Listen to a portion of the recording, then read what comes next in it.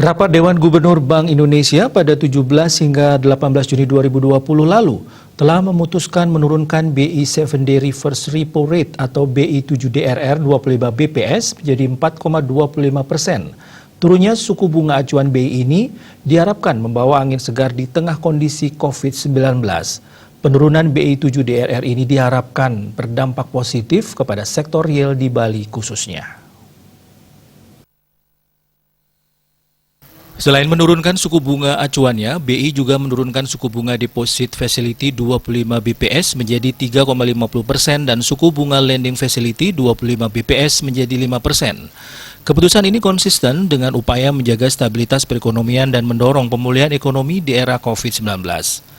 Pemerhati ekonomi Profesor Dr. Gede Sri Dharma tak memungkiri kebijakan penurunan suku bunga acuan BI ini telah ikut menyelamatkan ekonomi nasional di tengah pandemi COVID-19. Namun menurutnya kebijakan penurunan suku bunga itu menjadi percuma jika tak berhasil ditransmisikan ke sektor real. Sektor real seperti pertanian di Bali yang berbasis teknologi menjadi solusi terbaik saat ini. Sektor real dipacu agar selalu berproduksi, tak membuat masyarakat menjadi konsumtif. Ia tidak memungkiri sektor pariwisata agak sulit dipulihkan dalam waktu dekat karena wabah ini belum berakhir. Untuk itu Bali mesti beralih dan bergeser ke sektor selain pariwisata. Untuk pertumbuhan ekonomi, dari peran perbankan dalam hal ini bunga kredit tentu dibutuhkan waktu yang cukup panjang, minimal 3 hingga 6 bulan agar penurunan suku bunga acuan BI 7DRR ditransmisikan ke bunga kredit.